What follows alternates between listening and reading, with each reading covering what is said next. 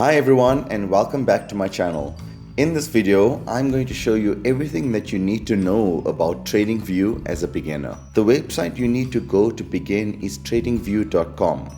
You begin by clicking the Get Started button on the top right hand side of your window, which will take you to all the plans available for TradingView. You will notice here in the middle right hand side of your screen will be the sign up for free option. Now we will begin by using the free option, but before we go there, let's scroll down and have a quick look at their available plans. TradingView breaks the plans into non-professional and professional. Starting with the non-professional, you will notice there are three plans: Essential, Plus and Premium. Now I personally started using TradingView's free account for the first year and then moved up to Essential, later went to Plus plan, and now I have been on the Premium plan for the past 2 years. I won't go into the details of the plans, you can have a look at your own time.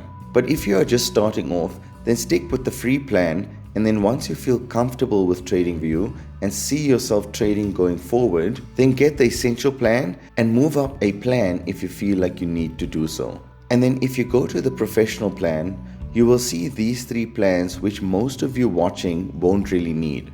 As personally, I feel the Premium plan is enough for 99% of traders. If you scroll right to the bottom of the screen, you will see the comparisons of all the plans in one view.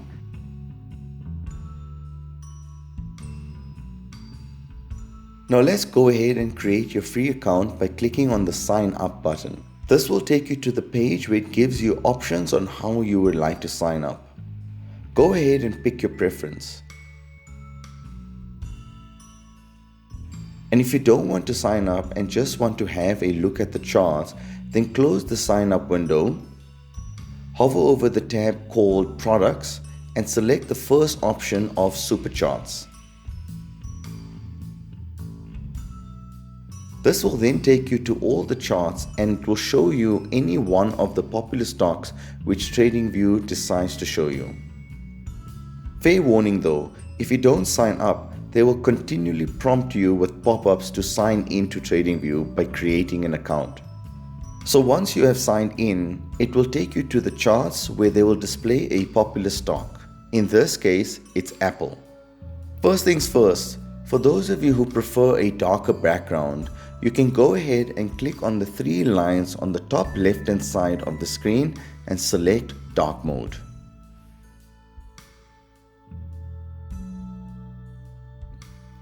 So because this is a beginner's guide, let's go over all the important things. You will notice all the volume bars at the bottom of the screen, which is an indicator. I personally don't use any indicators as they lag. So I'm going to go ahead and remove that by either right clicking on the bars and pressing remove, or by going to the top left hand side of the screen where it shows the indicator and remove it by pressing the X. Now if you want to go ahead and add any indicators to your charts, you can do that by pressing the indicators button on the top left hand side of the screen and selecting the indicators which you want. For now, we are going to go ahead and press the watch list button on the top right hand side of your screen to close this section for now. Then what we are going to do is click on the top left hand side where it displays the name of the stock. This will show you all the different options of charts that you are able to select, from stocks to futures to cryptos to forex pairs. I am going to go ahead to the forex section and select the Euro USD pair. Just because the major forex pairs are the easiest on the eyes in terms of how the actual charts looks like, and because I love trading forex. You will also notice many Euro USD pairs. That's because it's showing the currency pairs on all the forex brokers, which you will notice on the right hand side. Now let's go ahead and set our preferences on how our main chart will look like. Begin by right clicking your mouse and going to the settings button right at the bottom.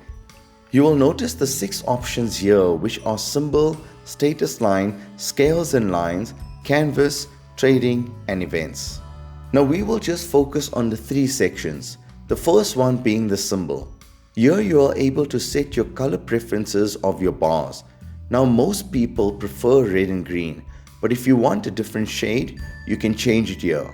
The next section we are going to do is the canvas section. Here is where you can modify your charts even further. First, go ahead and change your background color to your preference. I prefer having a solid black background, so I will add black. And I'll remove the gradients completely. I also prefer my crosshair to be faint, so I will go ahead and change this to a light gray with dotted lines. And the last section in settings, we want to go to the scales and lines section and go to the symbol part towards the middle and update this line to your preference. If you would like to remove this, you can do so by unticking the line box. And that's it for the settings. Now if you're wondering why I'm skipping over the rest, it's because I would like to focus on the basics of TradingView, and I have been trading for over 10 years and I don't ever use the other parts because I don't think you really need them. Now let's get out of the settings section and move on to the tools section on the left hand side of the screen. The first option on the left is about how you want your cursor to look like. There are 5 different options. Use whichever you are most comfortable with. I use the crosshair because that was the default option and it works pretty fine, so there was no need for me to change it. Now before we move on, if you guys have found some value in this video, then please consider liking and subscribing to my channel. Next we have the lines. You'll see many options here. However, I only use 3 of them. First one is the actual trend line, which I use to plot the trend of a chart. Next, I use the horizontal line to mark the major support and resistance levels. On each of the objects you draw on your canvas, you can edit them to your preference. So if you left click on it, you can change the blue color to yellow, for example, or you can change the thickness of the lines. And lastly, I use the horizontal rays to mark the smaller support and resistance levels. Going back to the objects on the left hand side, any of the objects which you feel you use a lot, you can favorite them for ease of use. So I will go ahead and favorite these 3 objects. The next object is all the different types of fibs, which I only make use of the fib retracement. So I will go ahead and favorite that.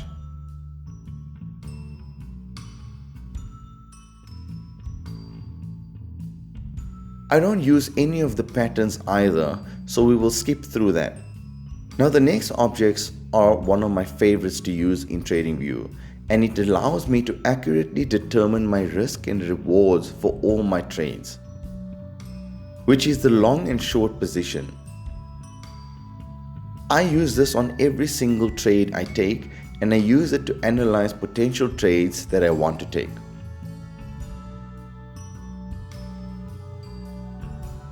I occasionally use the price range tool to help me identify the amount of pips from one place to another. I don't use anything in the shapes section, and I use the text box sometimes when I want to make comments on my trades. I rarely use any of the remaining objects here, but they can be useful to certain people, so have a look at this in your spare time. Moving on to the top section, we have already discussed where you would change the stock you want to see. Right next to that, you will see a D sign. Well, that refers to the time frame of what you see on the chart. Each bar on this chart represents 1 day. So if I go ahead and set this to the 4-hour time frame, now this will mean that each bar on this chart is representing 4 hours. Now I personally stick to the 5-minute, 15-minute, 30-minute, 1 hour, 4-hour, daily and weekly time frames. So I will go ahead and favorite them. Now the time frame which you will use will depend on your trading strategy. Right next to the time frame will be the type of display you want for your charts. Keep it as is, as this is the easiest way to read your charts. Next to that will be the indicators. This is where you add your moving averages, your Bollinger Bands, etc.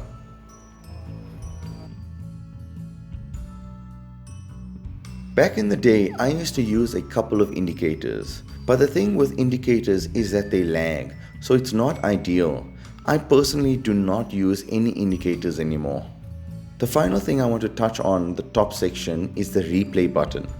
This function allows you to replay back on certain time frames. However, you will need to sign in to use this function, and it is somewhat limited in the free edition.